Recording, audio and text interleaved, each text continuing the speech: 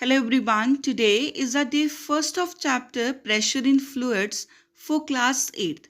Students, the various objectives of this chapter are change of pressure with depth, transmission of pressure in liquids and atmospheric pressure. And today we will discuss the topics thrust and pressure and the examples of the application of the concept of pressure. So let's start with the first topic. Students, when we hammer a nail into the ground, the force that exerts on the nail is thrust. The force acts perpendicular to the surface. That force is the thrust. Students, thrust is the force acting normally on the surface. Normally means perpendicular. Is called thrust. Now let's discuss its units. Students, thrust is the force, so its units are same like that of force. The SI unit of force is Newton, so SI unit of thrust is also Newton. The CGS unit of thrust is dyne, and the relation between them 1 Newton is equal to 10 raised to power 5 dyne. Students, you must have experienced that when we stand on loose sand, our feet sink into the sand.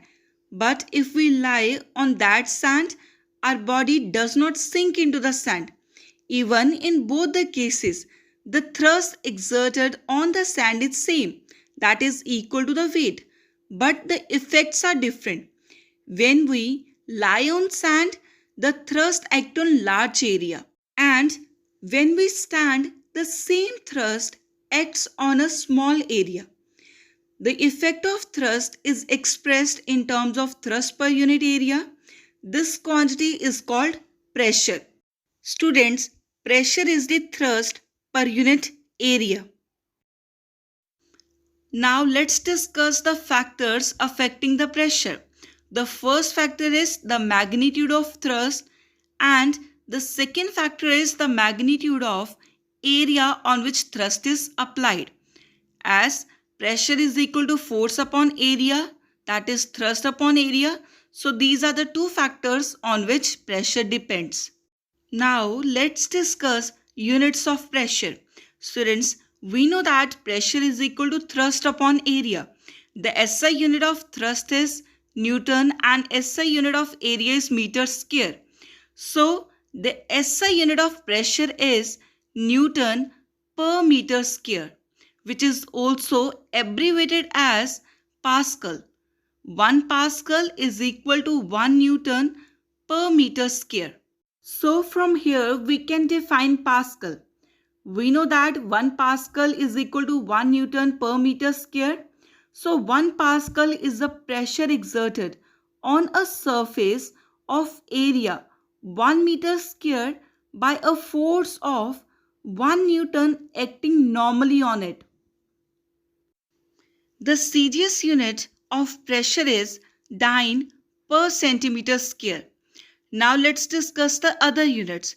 Students, the other units of pressure is 1 atmospheric pressure.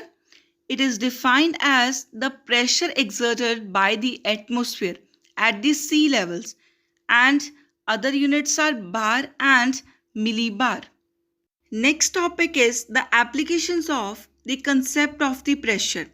First application is a sharp knife has a very small surface area on its cutting edge, so that high pressure can be exerted to cut the things.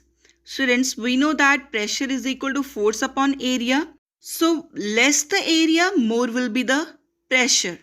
Students, this is the reason that the nails, needles and pins have a very small end with a small surface area. Because less the area of it, more pressure can be exerted.